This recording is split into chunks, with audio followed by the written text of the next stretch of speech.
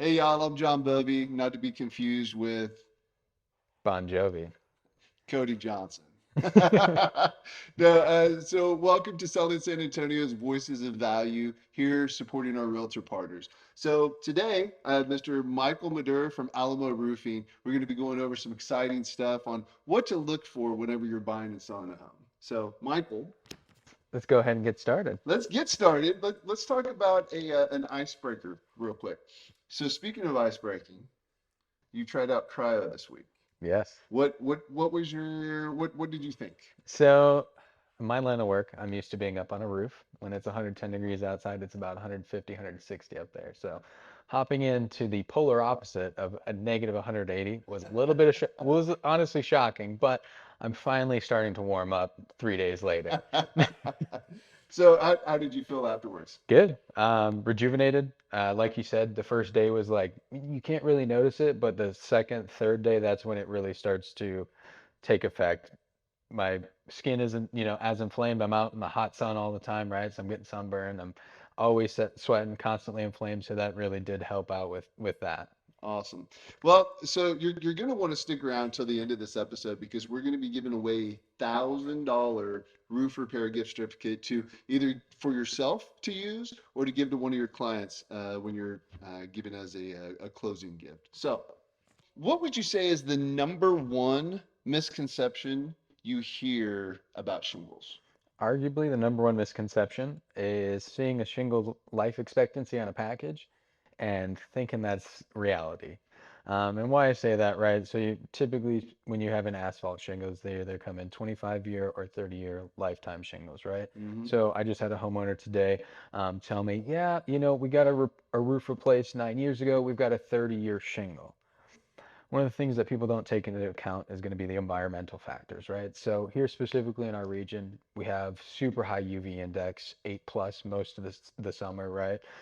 We have extremely high heats, 100, 110 degrees is not uncommon in San Antonio summers, right? And then also we have high winds and a slew of possible either um, like tornado and or hail damage that affects those shingles, right? So really a 25, 30-year shingle is only going to last 15 to 20 years. So when a buyer sees 30-year shingles on the packaging, that's not telling the whole story. No, I would it's telling partial story. I mean, if we're in perfect environment, but as you know, we're in Texas. It's not a perfect environment right now. So let's talk about curb appeal. So a lot of times when we're on the Selling San Antonio tours and we see that black streaking, but curb appeal is so important when selling a home. Right. What is that black streaking on the roof? So a lot of people get freaked out by the black streaking. It's a sign of age. A lot of people don't know. So it's called blue algae growth, right? Typically here in San Antonio, it's very humid, right? So overnight, that dew tends to saturate your roof. And then when the sun rises in the east, falls in the west, the north and west side of your home don't get hit by direct sunlight until late in the afternoon. So that moisture overnight is literally just sitting on your roof all day. So after about a 10-year period, it starts to accumulate algae growth. So I was asking, we had someone driving through our neighborhood the other day with a magnet on the side of their truck, and they were giving roof estimates, right? High, Probably from high, Louisiana, right? high quality, right? Now, I had asked him, "Hey, how do we remove this blue algae?" And he was like, "Oh, a complete re-roof. We can put new shingles on." How would you recommend getting rid of that unsightly blue algae? Right. So I can't argue. It's not super like, this is great to see, right? Just know, first and foremost, it's not a bad thing to have on your roof, right? And I say that because it basically acts as an extra layer of protection, right? I've been on many instances getting up on roofs after a hailstorm, right? And the hail impacted the blue algae, knocked the blue algae growth off, but didn't actually physically impact the shingle, right? So Really? yeah, it acts as like an extra layer of protection. There are companies out there that do something called soft wash, which is like a chemical bleach additive that they spray on your roof. I tend to stay away from that just because it hasn't been time tested in the industry so long. And honestly, most people don't want bleach just sitting in their yard and eating away at their lawn. So if you're okay with the look of it, just know it's not actually affecting the functionality of the roof. Makes sense. Now, after a storm, what would you say? the right move for a homeowner, or better yet, how would you guide a realtor to guide their clients after a storm? First and foremost, working with a trusted partner, right? You have to work with somebody who you have a relationship with, or with somebody who has that relationship with that person already in place, right? Um, get somebody who's trusted, somebody who's local, not somebody who's coming out, from Louisiana with a magnet on their truck. Um, have a trusted roofing professional. Also consult your agent if they're here locally. There are some, insurance companies that don't have local agents, right? So speaking of a trusted roofer, tell me about the Pink Panther and what the Pink Panther says about y'all. Right. So Owens Corning, a lot of people don't know who Owens Corning is, right? But they know the Pink Panther. The Pink Panther is an Owens Corning product line, right? One of the top quality shingle manufacturers here in the US. They specifically tailor their products to your market, right? So products you get here in Texas are going to be completely different than products up in, let's say, Minnesota, right? They're constructed regionally for those specific demographics, right? We are part of their partnership program called Platinum Preferred Partners, right? It's not something you buy into. It's given to you after a rigorous amount of years of QA, QC, like quality control checks on all of your builds. Nationwide, there's less than 1% of contractors actually that hold that title, right? So even though we're a local family-based mom and pop, company here in San Antonio, we go toe to toe quality-wise with national competitors. Nice. And if they have a problem, you're still around to be able to help them, right? Exactly. So outside of storm damage, what would you say is the most common issue or potential risk that you see on roofs in our area?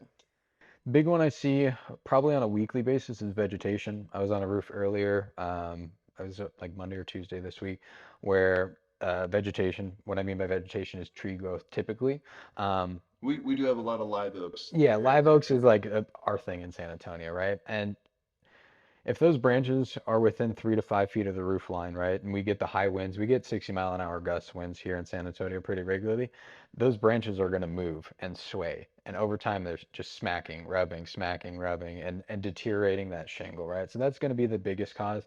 Another big thing I see out in the field is people not doing roofs properly, right? And what I mean by that, so legally in Texas, you can put 2 layers or 2 roofing systems on a roof, right? So let's say you were to call me and say, "Hey, Mike, I need you to do a re-roof for me," right? I technically can just lay a new roofing system on your roof, right? That's not the right approach. And what I mean by that is our company specifically, right? We take it down to the raw decking, the substrate, and build from the start up, right?